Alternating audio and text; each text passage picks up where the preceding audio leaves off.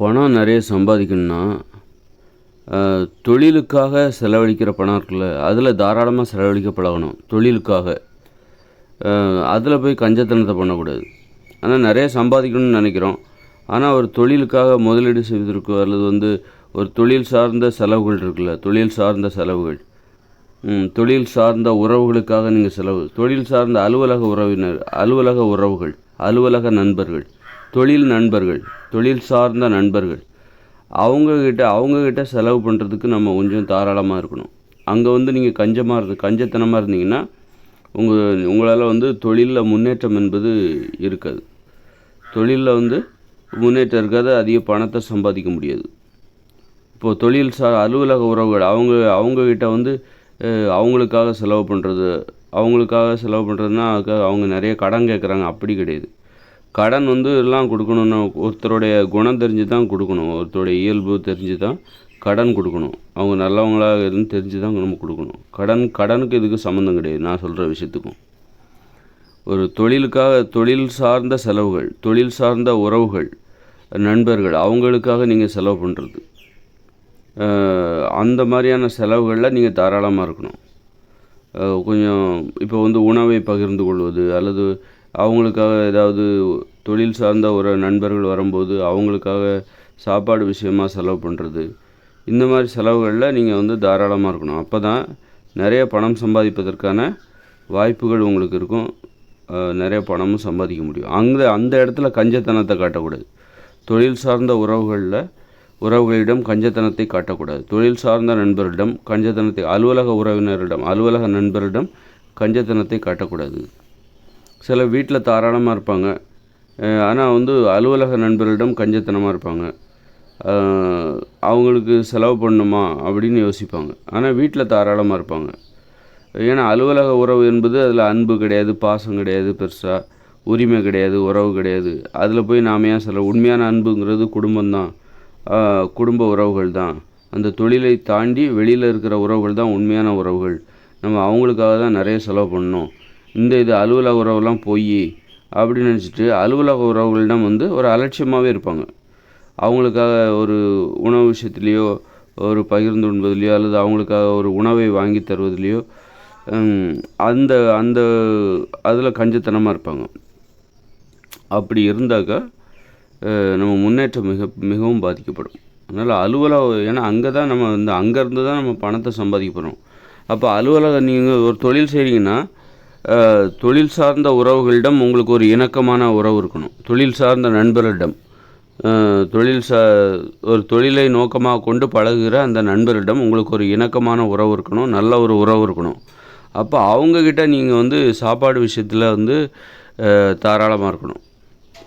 தொழில் சார்ந்த நண்பரிடம் நல்ல ஒரு இணக்கமான உறவு இருந்தால் தான் நீங்கள் தனியாக உங்கள் பணத்தை நீங்கள் சம்பாதிக்க முடியும். உங்கள் தொழிலில் நீங்கள் பணம் சம்பாதிக்கணும்னா பல பேரோட, தொழில் சார்ந்து பழகுகிற பல பேரோட உங்களுக்கு ஒரு நல்ல இணக்கமான உறவு இருக்கணும். அந்த இடத்துல நீங்கள் சுதந்திரமாக இருக்கணும். அப்படிங்கும்போது ஒரு சாப்பாடு விஷயத்தில் தொழில் சார்ந்த அந்த உறவுகளை, நண்பர்களை நீங்கள் பழகுவதற்கு சாப்பாடு விஷயத்தில் தாராளமாக இருக்கணும். ஒரு பகிர்ந்து உண்பதுலேயோ சரி, அல்லது அவங்களுக்காக சாப்பாடு வாங்கி கொடுக்குறதுலையோ சரி, நீங்கள் தாராளமாக இருக்கணும். அந்த இடத்துல நீங்கள் கஞ்சத்தனமாகவோ அல்லது அது சார்ந்த கவனம் எதுவுமே இல்லாமலோ இருப்பது அந்த தொழில் சார்ந்த அந்த நண்பர்களிடம், அலுவலக உறவினரிடம், அலுவலக நண்பர்களிடம் இந்த பணத்தை செலவழிப்பதில் எந்தவித கவனமும் இல்லை உங்களுக்கு. ஆனால் உங்களுக்கு வீடு தான் முக்கியம். சம்பளத்தை வாங்கிட்டு வீட்டுக்கு வரோம், வீட்டில் நல்லா தாராளமாக இருக்கிறோம். ஆனால் தொழில் சார்ந்த நண்பர்களிடமோ உறவுகளிடமோ நம்ம பெருசாக எந்த கவனத்தையும் செலுத்துறதில்ல. அப்படிங்கும்போது நம்மளால் பெரிய பணத்தை சம்பாதிக்க முடியாது என்பதுதான். ஏன்னா அங்கே நீங்கள் எங்கேருந்து பணத்தை சம்பாதிக்கிறீங்க? வீட்டுக்கு போய் தான் தாராளமாக இருக்கீங்க. ஆனால் அலுவலக நண்பர்களிடம் நீங்கள் பெரிதாக செலவழிக்கணும், அலுவலக நண்பர்களுக்காக செலவழிக்கணும் அப்படிங்கிற அந்த கவனம் உங்களுக்கு இல்லை, அல்லது கஞ்சத்தனமாக இருக்கீங்க. ஆனால் பணத்தை சம்பாதிக்கிறது எங்கே சம்பாதிக்கிறீங்க? அந்த அலுவலகத்தில் தான். அதாவது அந்த தொழில் செய்கிற இடத்துல நீங்கள் செய்கிற உழைப்பு தான் உங்களுக்கு தேவையான பணத்தை பெற்று தருகிறது. இப்போ அந்த இடத்துல நீங்கள் தாராளமாக இருந்தால் தான், அந்த இடத்துல செலவு பண்ணுறதுக்கு நீங்கள் ஒரு தாராளமாக இருந்தால் தான் நண்பர்களுக்கு உணவுகளை வாங்கி கொடுப்பது, அது போன்ற செலவுகளில் நீங்கள் தாராளமாக இருக்கணும். அப்போ தான் நீங்கள் நல்ல பணத்தை சம்பாதிப்பதற்கான அதிக சூழ்நிலை வாய்ப்பு எல்லாமே பிரகாசமாக இருக்கும். அதனால் எந்த இடத்துல நம்ம கஞ்சத்தனமாக இருக்கணும் அப்படின்னு அங்கே போய் கஞ்சத்தனம், அது பொய்யான உறவு தானே, அலுவலக உறவு என்பது அன்பு பாசம் இல்லாத உறவு தானே அப்படின்னு சொல்லிட்டு அங்கே போய் நீங்கள் கஞ்சத்தனமாவோ அல்லது அது சார்ந்து அலுவலக நண்பர்களுக்காக அல்லது தோழர்களுக்காக தோழிகளுக்காகவோ பெண்களாக இருந்தால் இப்போது செலவழிக்கிறதுல எந்த கவனமுமே உங்களுக்கு இல்லை அப்படின்னா, அப்படி ஒரு அக்கறையே நீங்கள் எடுத்துக்கலை, போகிறீங்க வேலையை பார்த்துட்டு வீட்டுக்கு வரீங்க அப்படின்னா வேலையே உங்களுக்கு ஒருவேளை மன அழுத்தமாக மாறுவதற்கு வாய்ப்பு இருக்குது. வேலையில் எந்தவித முன்னேற்றமும் இருக்காது, ஒரே லெவலில் இருப்பீங்க. அதனால் ஆனால் நம்ம எல்லோரும் என்ன நினைக்கிறோன்னா, சம்பாதிச்ச பணத்தை வீட்டுக்கு கொண்டு வந்து வீட்டில் உள்ளவங்ககிட்ட நம்ம தாராளமாக இருக்கணும்னு நினைக்கிறோம். ஆனால் எங்கேருந்து நம்ம அந்த பணத்தை சம்பாதிச்சுட்டு வரோம்? தொழில் செய்கிற இடத்துலேருந்து தான் பணத்தை சம்பாதிச்சுட்டு வரோம். அப்போ தொழிலுங்கிறத நம்ம தனியாக பண்ண முடியாது, நமக்கு பல பேரோட உதவி தேவை. அலுவலக நண்பர்கள், தொழில் சார்ந்த நண்பர்கள் அவருடைய உதவி இல்லாமல் நம்ம பணத்தை சம்பாதிக்க முடியாது. அப்படிங்கும்போது தொழில் சார்ந்த உறவுகள், அப்போ அந்த உறவுகளிடம்தான் நீங்கள் முதலில் தாராளமாக இருக்க வேண்டும். உணவுகளை பகிர்ந்து கொள்வதில் அப்புறம் அவங்களுக்கு ஏதாவது செலவு அப்படின்னா அதில் நீங்கள் தாராளமாக இருக்கணும், அதில் கஞ்சத்தனமாக இருக்கக்கூடாது. அப்படின்னா இன்னும் இதில் ஒரு கட்டுப்பாடு இருக்குது. அதுக்காக நீங்கள் தொழில் செய்கிற இடத்துல போயிட்டு காலையிலே போய் உணவை பகிர்ந்து கொண்டால் உங்களுக்கு சோம்பேறித்தனம் வரும், அந்த வேலையை செய்கிறதுல ஆர்வம் வராது. ஒரு மத்தியானத்துக்கு அப்புறம் தான் பகிர்ந்து உண்ணணும், உணவுகளை பகிர்ந்து கொள்ள வேண்டும். ஒருத்தர் உணவு கொடுத்தா வாங்கி சாப்பிட்ணும். நீங்கள் மத்தியானத்துக்கு கீழே ஒரு அளவு, உதாரணத்துக்கு ஒரு 11 மணின்னு வச்சுக்கோங்க. 11 மணிக்கு காலையில் 9 மணிக்கு வேலைக்கு போகிறீங்கன்னா ஒரு 2 மணி நேரமாவது யார்கிட்டையும் உணவை கொடுக்கவும் கூடாது, வாங்கவும் கூடாது. அப்போ அதன் பிறகு தான் நீங்கள் உணவுகளை பகிர்ந்து கொள்ள வேண்டும்.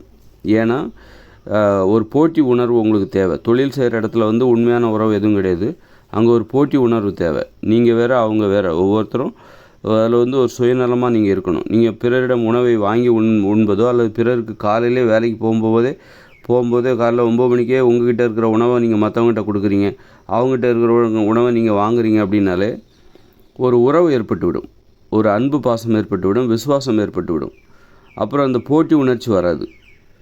ஒரு போட்டி உணர்ச்சி என்பது தேவை. சுயநலனை அடிப்படையாக கொண்ட ஒரு போட்டி உணர்ச்சி என்பது தொழில் செய்கிற இடத்துல தேவை. நீங்கள் காலையிலே உணவை எடுத்த உடனே போய் வேலைக்கு போகிறீங்க, போன உடனே இந்தாங்க எங்கள் வீட்டில் செஞ்ச பலகாரம்னு சொல்லி நீங்கள் பலகாரத்தை கொடுக்குறீங்க, அதை வாங்கி சாப்பிட்ற அவங்களுக்கு உங்கள் மேலே விசுவாசம் ஏற்படும், அந்த போட்டி உணர்வு மறைந்து விடும். ஆனால் வேலை செய்கிற இடத்துல நமக்கு என்ன தேவை? போட்டி உணர்ச்சி தேவை. அப்போது போட்டி உணர்ச்சி தேவை அப்படிங்கும்போது நீங்கள் காலையிலே உணவை பகிர்ந்து கொண்டால் போட்டி உணர்ச்சி இல்லாமல் உங்கள் வேலையை உங்களால் வேகமாக செய்ய முடியாது, சோம்பேறித்தனம் ஏற்படும், சும்மா தான் இருக்கணும்னு தோணும். அதனால் பிறருக்கு காலையிலே உணவு கொடுக்காதீங்க, பிறரிடம் உணவை வாங்காதீங்க. ஒரு 11 மணிக்கு அல்லது 12 மணிக்கு மேலே கூட வச்சுக்கோங்க, அது ரொம்ப நல்லது. 11 மணிக்கு அப்புறமா ஒரு 9 மணிக்கு வேலைக்கு போகிறோன்னா ஒரு 2 மணி நேரம் கழித்து ஒரு 11 மணிக்கு அப்புறமா உங்கள்கிட்ட இருக்கிற உணவை நீங்கள் மற்றவங்ககிட்ட கொடுக்கலாம், மற்றவங்ககிட்ட இருக்கிற உணவை உங்கள்கிட்ட வாங்கிக்கலாம் என்பதையும் தாண்டி 12 மணிக்கு மேலே கொடுங்க. மத்தியானம் மதிய உணவின் போது மட்டும், மதிய உணவு உட்காந்து சாப்பிடுவீங்களா அப்போ மட்டும் நீங்கள் பகிர்ந்து உண்ணுங்க. அதன் பிறகு நீங்கள் உங்கள்கிட்ட இருக்கிற உணவை நீங்கள் மற்றவங்களுக்கு கொடுக்கலாம். அல்லது ஒரு 11 மணின்னு வச்சுக்கோங்க, ஒரு 11 மணி. ஆனால் காலையில் எக்காரணம் கொண்டு உணவை பகிர்ந்து உண்டு விடக்கூடாது. உங்கள்கிட்ட இருக்கிற உணவை மற்றவங்ககிட்ட கொடுக்காதீங்க, மற்றவங்க உணவை நீங்கள் வாங்கி சாப்பிடாதீங்க. 11 மணிக்கு மேலே தான் நீங்கள் உங்கள்கிட்ட இருக்கிற உணவை மற்றவங்ககிட்ட கொடுங்க, மற்றவங்ககிட்ட இருக்கிற உணவை நீங்கள் வாங்கி சாப்பிடுங்க. அதன் பிறகு தாராளமாக இருங்க. அதனால் ஏன்னா காலையிலே ஒரு 2 மணி நேரமாக நீங்கள் காலைல 9 மணிக்கு 11 மணி வரைக்கும் நீங்கள் ஒரு போட்டி உணர்ச்சியோடு உழைச்சாச்சு, ஒரு சுயநல உணர்ச்சியோட போட்டி உணர்ச்சியோடு உழைச்சாச்சு. அப்போ அந்த மனப்பான்மை உங்களுக்கு அதன் பிறகு தொடர்ந்து கொண்டே வரும். அதன் பிறகு நீங்கள் உணவை பகிர்ந்து கொண்டால் கூட உங்களுக்கு அந்த போட்டி மனப்பான்மை என்பது ஒரு சரியான புரிதலோடு அந்த இடத்தில் நிலவுகிற அந்த போட்டி மனப்பான்மையோடு தொடர்ந்து மாலை 5 மணி வரைக்கும் உங்கள் ஆஃபீஸ் முடிகிற நேரம் வரைக்கும் உங்களுக்கு அந்த போட்டி உணர்ச்சிங்கிறது இருக்கும். அதே நேரத்தில் நீங்கள் காலையிலே பகிர்ந்து கொண்டால் உங்களுக்கு போட்டி உணர்ச்சி இல்லாமல் போய் உறவுமுறை ஏற்பட்டுவிடும், சும்மா இருக்கணும்னு தோணும். ஏன்னா மற்றவங்க தொழில் செய்கிற இடத்துல மற்றவங்க நமக்கு சாதகமாக இருப்பாங்கன்னு சொல்ல முடியாது, யார் நம்மளை பற்றி யார்கிட்ட போட்டு கொடுப்பாங்கன்னு சொல்ல முடியாது. அதனால் நம்ம விழிப்போடு இருக்கணும், அங்கே யாரையுமே நம்பக்கூடாது. அப்போது நம்ம சும்மா உட்காந்துருந்தோன்னு வச்சுக்கிங்க, யாராவது போட்டு கொடுப்பாங்க, நம்மளை பற்றி தப்பான கருத்துக்களை பரப்புவாங்க, அது நம்முடைய வளர்ச்சியை பாதிக்கும். அப்போ சும்மா இருக்கிறதுக்கு என்ன காரணமாக இருக்குது? நீங்கள் உணவை பகிர்ந்து கொண்டால் உங்களுக்கு போட்டி உணர்ச்சி இல்லாமல் போயிடும், நீங்கள் சும்மா உட்கார ஆரம்பிச்சிருவீங்க. சும்மா உட்காந்தா நம்ம தொழில் செய்கிற இடத்துல நம்ம தொழிலுக்கு தான் முக்கியத்துவம் கொடுக்கணும். அப்படி இருக்கும்போது நீங்கள் வந்து சும்மா இருப்பதற்கு காலையிலே உணவுகளை பகிர்ந்து கொள்வது சும்மா இருப்பதற்கு ஒரு காரணமாக இருக்கிறது. அதனால் காலைல ஒரு 11 மணிக்கு மேலே உணவை பகிர்ந்து கொள்ளுங்கள். அதன் பிறகு உணவுகளை பகிர்ந்து கொள்வதில் தாராளமாக இருங்க. அதில் ஒரு கவனம் செலுத்தணும். பகிர்ந்து கொள்வதில் தொழில் சார்ந்த அந்த உறவுகளிடம் உணவுகளை பகிர்ந்து கொள்வதில் தாராளமாக இருக்க வேண்டும் என்கிற நோக்கத்தோடு நீங்கள் செயல்பட வேண்டும். அப்போ அந்த தொழில் சார்ந்த உறவுகள் உங்களுக்கு நல்ல மிகவும் உதவியாக இருக்கும், உங்கள் வளர்ச்சிக்கு உதவியாக இருக்கும். அதே நேரத்தில் காலையில் 11 மணிக்கு அப்புறம் தான் பகிர்ந்து கொள்ள வேண்டும். ஆனால் கண்டிப்பாக தொழில் சார்ந்த உறவுகளிடம் உணவை பகிர்ந்து கொள்வதில் நமக்கு ஒரு கவனம் கண்டிப்பாக இருக்க வேண்டும். கொஞ்சம் தாராளமாக இருக்கணும். இருந்தால் தான் நீங்கள் வந்து வாழ்க்கையில் வந்து அந்த தொழில் சார்ந்த உறவுகள் உங்களுக்கு ஒரு பலமாக இருந்து தொழிலில் உங்களுக்கு முன்னேற்றம் ஏற்படுவதற்கும் பணத்தை சம்பாதிப்பதற்கும் அது மிகவும் உதவியாக இருக்கும்.